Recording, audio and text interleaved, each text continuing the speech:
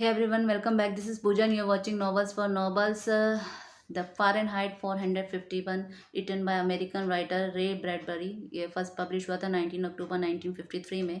158 इसके पेजेस हैं और इसका जो जोनर है वो डिस्टोपियन है. ये डिस्टोपियन नॉवल है. इस पे मूवीज़ भी बन चुकी हैं 1966 में और 2018 में आई थी. फॉर HBO के लिए मूवी आई थी. HBO ने मूवी बनाई थी 2018 में. और ये नॉवल इतना फेमस है कि इस पे रेडियो शो हो चुके हैं. BBC ने इस पे रेडियो शो बनाया था. टेलीविज़न सीरीज़ बन चुकी हैं और कंप्यूटर गेम बन चुकी हैं. कॉमिक्स बुक्स आ चुकी हैं. इतना फेमस है उनका ये नॉवल है. थिएटर में कई बार ये प्ले हो चुका है. इस पे प्ले हो चुके हैं कई सारे थिएटर में. बहुत फेमस उनका ये नॉवल है. तो इस नॉवल को 3 पार्ट्स में डिवाइड किया गया है. द हाथ एंड सलमेंडर, उसके बाद द सी एंड सैंड और बर्निंग ब्राइड. तो इसकी जो स्टार्टिंग होती है वो इसके प्रोटैगनिस्ट गाय मोंटाग से होती है. ये एक फायरमैन है लेकिन ये कहाँ रहते हैं, स्टोरी का जो प्लेस है वो क्या है वो नहीं बताया. अनस्पेसिफाइड सिटी है. और स्टोरी का क्या टाइम है, जो टाइम जोन है, जो टाइम लाइन है स्टोरी का, वो भी नहीं बताया. अनस्पेसिफाइड टाइम है लेकिन ये डिस्टेंट फ्यूचर में कहीं पर है. और इससे पता चलता है पढ़ने में कि ये 2022 के बाद का फ्यूचर है. तो इसकी स्टार्टिंग गाय मोन्टाग से होती है. फायरमैन है जैसे मैंने बताया और फायरमैन का काम होता है आग बुझाना, लेकिन इन फायरमैन का काम है आग लगाना.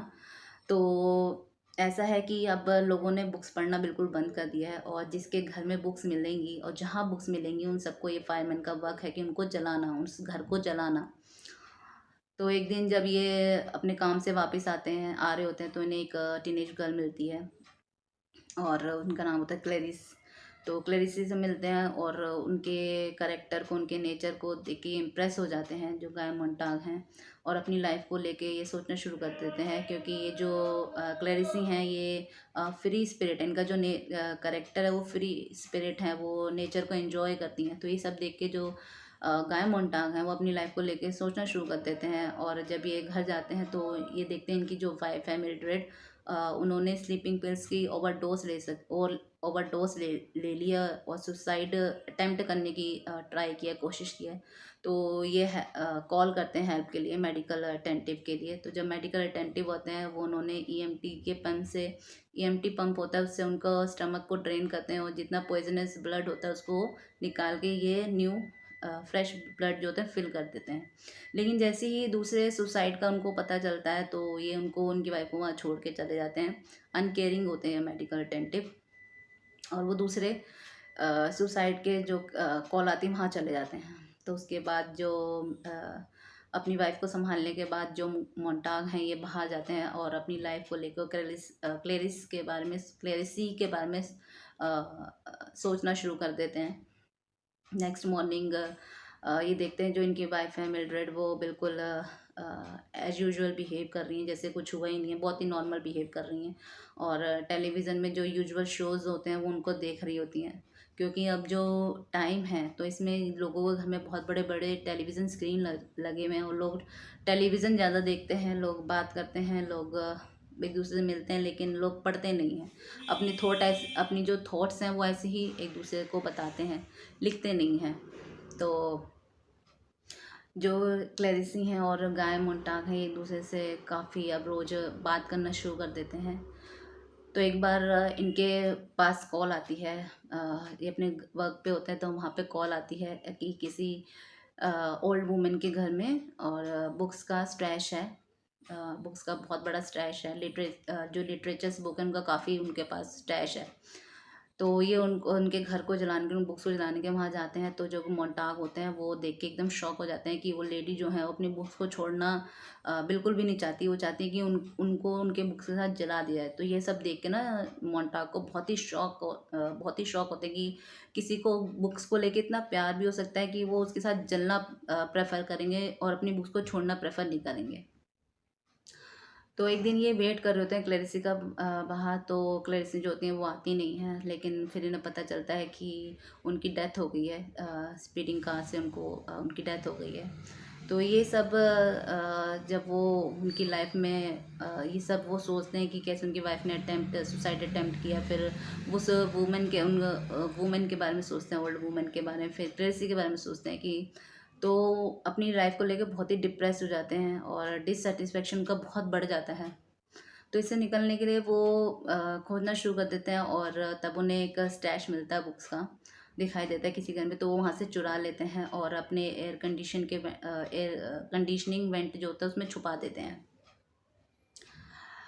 तो इनका धीरे धीरे वर्क पे जाना कम होता चला जाता है। तो जो इनके वर्क के चीफ हैं, बेटी बेटी आई थिंक बेटी या बेटी, मेरे को प्रोनाउंसिएशन इतना समझ याद नहीं आ रहा, तो सॉरी फॉर अगर मैंने नाम जो है गलत प्रोनाउंस किया तो ये जो बेटी हैं, इनके चीफ हैं वर्क के, वो आते हैं तो मोंटाग उन्हें बताते हैं कि वो उस लेडी को देख के काफ़ी शॉक्ड हुए थे और फिर वो बुक्स के बारे में बताते हैं। तो बेटी उन्हें कहते हैं कि मैं तुम्हें बताता हूँ कि बुक्स जो हैं क्यों, अ, इनको क्यों बैन किया गया था बुक्स को। कहते हैं कि जब बुक्स छपती थी, पब्लिश होती थी, प्रिंट होती थी, तो कुछ ग्रुप से, जो ग्रुप्स थे स्पेशल इंटरेस्ट के ग्रुप्स थे और कुछ माइनॉरिटी ग्रुप थे, तो उनके लिए कुछ भी छपता था तो वो लोग ऑब्जेक्शन उठाते थे और धीरे धीरे जो ऑब्जेक्शन है ये बढ़ने लगा। तो ये देख के जब जो ऑब्जेक्शन इतना बढ़ने लगा तो जो राइटर्स हैं उन्होंने ऐसी चीज़ें लिखनी बंद कर दी जिसमें लोगों को ऑब्जेक्शन फील हो। तो वो सारी बुक्स जो हैं एक टाइम पे आके सेम हो गई, क्योंकि लोगों ने अलग तरह से लिखना ही बंद कर दिया, क्योंकि लोग ऑब्जेक्शन बहुत उठाते थे। तो सोसाइटी में जितने लोग हैं उन्होंने डिसाइड किया कि ऐसा ऑब्जेक्शन होता रहेगा, लोग लड़ते रहेंगे, तो क्यों ना हम ये बुक्स पब्लिश करना ही बंद कर दें, प्रिंट करना ही बंद कर दें, बुक्स को ही ख़त्म कर दें, ना ऑब्जेक्शन होगा ना लड़ाई होगी। तो ऐसे जो है वो बुक्स बैन होनी शुरू हो गई, बैन हो गई बुक। तो वो कहते हैं कि नहीं, तुम ऐसा करो मोन्टाक, तुम 24 आवर्स का एक रेस्ट लो, अपने घर पे रेस्ट करो, सोचो, फिर वर्क पे आओ। तो जो मोन्टाग जब वो चले जाते हैं, मोन्टाग जो होते हैं वो उनकी बातों पे ज़्यादा ध्यान नहीं देते, उनकी समझ में आती है, लेकिन वो बुक्स पढ़ना शुरू कर देते हैं। वो बुक्स पढ़ते हैं और अपनी वाइफ को कहते हैं कि मैं ये बुक्स पढ़ रहा हूँ लेकिन मुझे कुछ समझ में नहीं आ रहा, वो बहुत ही ओवरवेल्म्ड होते हैं बुक्स से ना। तो उनकी वाइफ जो होती है वो कहती है तुम ये सब क्यों कर रहे हो, ये इलीगल है, तुम क्यों पढ़ रहे हो, तुम इनको फाड़ दो, इनको जला दो, तुम क्यों कर रहे हो सब। और वो उनकी बातों पे ध्यान नहीं देती मोन्टाग की, और अपनी टेलीविज़न जो शो होता है वो देखना शुरू कर देती हैं।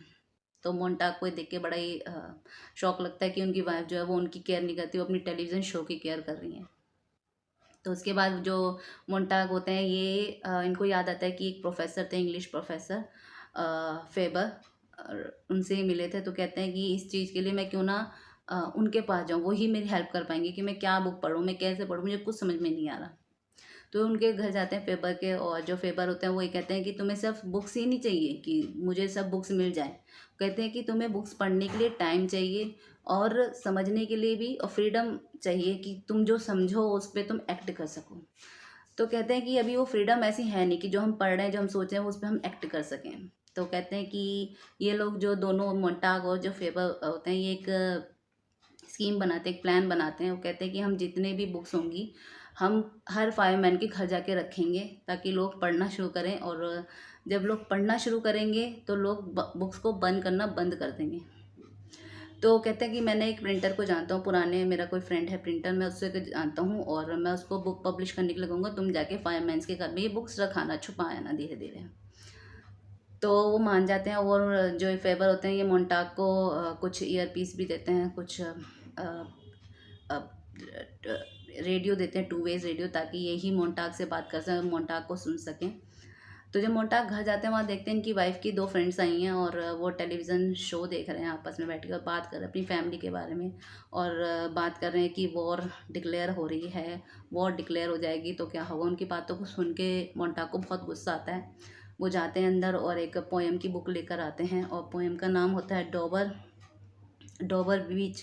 डॉबर बीच जो मैथ्यू आर्नोल्ड की पोएम की बुक है, डॉबर बीच, उसको पढ़ना शुरू कर देते हैं। तो वहाँ पे ये सब जो फेबर होते हैं वो सुन रहे होते हैं, दूसरी तरफ वो उनको ईयर पे बज़ करते हैं कि आप प्लीज़ चुप रहिए, मत पढ़िए, कुछ मत बोलिए। तो ये देख के उनकी जो दोस्त होते हैं, वाइफ़ की दोस्त जो होती हैं वो काफ़ी शॉक्ड हो जाती हैं, और जो उनकी वाइफ़ होती है उनको समझाना स्टार्ट करती हैं कि नहीं नहीं ऐसा कुछ नहीं है, ये तो फायरमैन है, वो पढ़ के बताते हैं कि लिटरेचर कितना बेकार है, नहीं पढ़ना चाहिए, ऐसा वैसा। लेकिन जो उनकी फ्रेंड्स होती हैं उनकी वाइफ़ की, वो नहीं मानती और उनके लिए केस फाइल कर देती हैं, एक कंप्लेन कर देती हैं उनके लिए।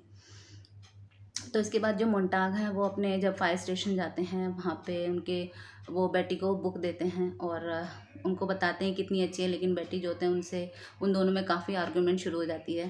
तो उनमें काफ़ी लड़ाई होनी भी शुरू हो जाती है। तो बेटी जो होते हैं वो कहते हैं कि तुम जाओ और अभी के अभी वो बुक्स और अपना घर जला दो। तो वो नहीं मानते ये सब, और तभी वहाँ पे एक कॉल आती है घर जलाने के लिए।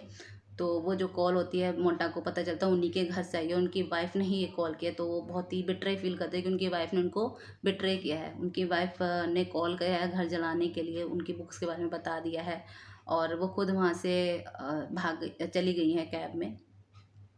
तो ये सब मोंटा को पता चलता है, बेटी को पता चलता है। कहते कि तुम जाओ खुद से और अपना घर जला दो, उसके बाद हम तुम्हें अरेस्ट कर लेंगे, उसके बाद चीज़ें सही हो जाएंगी।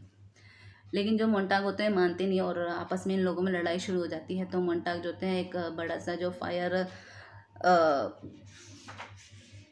कुछ फायर थ्रोअर फ्लेम थ्रोअर होता है वो अपने एक चीफ के ऊपर फेंक देते हैं, सुपीरियर के ऊपर फेंक देते हैं, जिससे वो मर जाते हैं। और जब बाकी लोग उनको पकड़ना शुरू करते हैं तो ये उनको अनकॉन्शियस कर देते हैं और वहाँ से भाग जाते हैं। तो जो बेटी होते हैं वो इंजेक्शन दे रहे होते हैं एनेस्थीसिया का, लेकिन ये बच जाते हैं और वो जो एनेस्थेटिक इंजेक्शन होते हैं उनके पैर में लग जाता है, जिसकी वजह से उनका पैर जो होता है वो नम हो जाता है। तो अपने नम पैर को लेके वो वहाँ से भाग जाते हैं और जाते हैं फेबर के घर जाते हैं। वहाँ पे फेबर को सब बताते हैं। तो फेबर जो होते हैं वो कहते हैं कि मैं यहाँ से जा रहा हूँ और मैं सेंट लुइस जा रहा हूँ। तो वहाँ पे मोन्टाग उन्हें बताते हैं कि कैसे वो अपनी सेंट यहाँ से हटाएं। जो मोन्टाग की सेंट जो फेबर है वो उनके घर से अपनी ख़त्म कर दे, क्योंकि उनके पीछे काफ़ी सारे ट्रेल्स लगे हुए हैं, उनको पीछा किया जा रहा है, हाउंड लगे हुए हैं, हेलीकॉप्टर्स उनको खोज रहे हैं। और तो कहते हैं कि वो उनको बताते हैं कि कैसे उनकी वहाँ से सेंट हटा देनी चाहिए।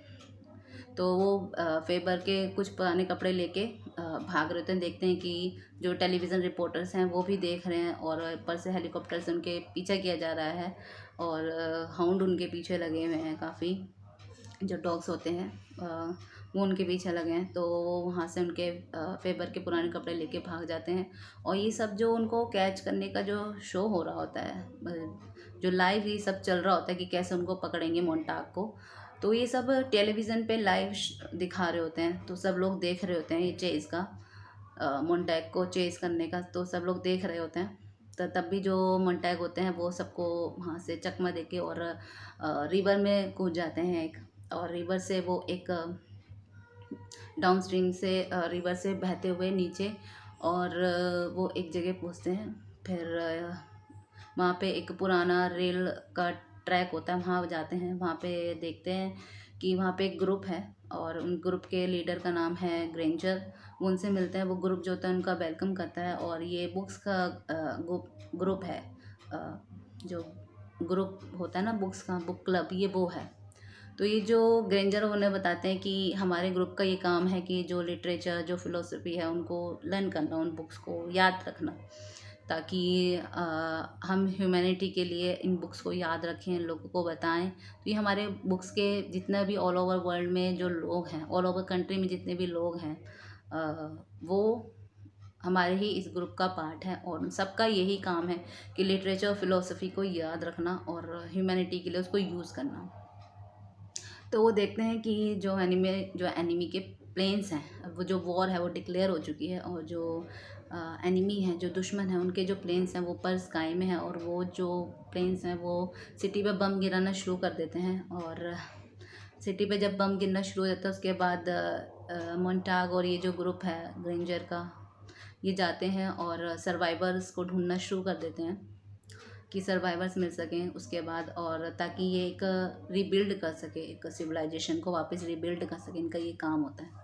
तो इस नॉवल का यही एंड है। बहुत ही फेमस उनका ये नॉवल, और इतने अच्छे तरीके से उन्होंने ये लिखा है। बहुत सारे इसमें पेजेस भी नहीं है, 158 कुल पेजेस हैं।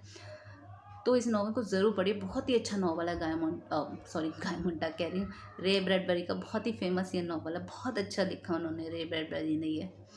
तो एक और फेमस नॉवल के साथ, फेमस राइटर्स के साथ, फेमस राइटर्स तो सारे फेमस होने चाहिए, क्योंकि वो इतनी अच्छी बुक्स लिखते हैं, इतने अच्छे नॉवल्स लिखते हैं।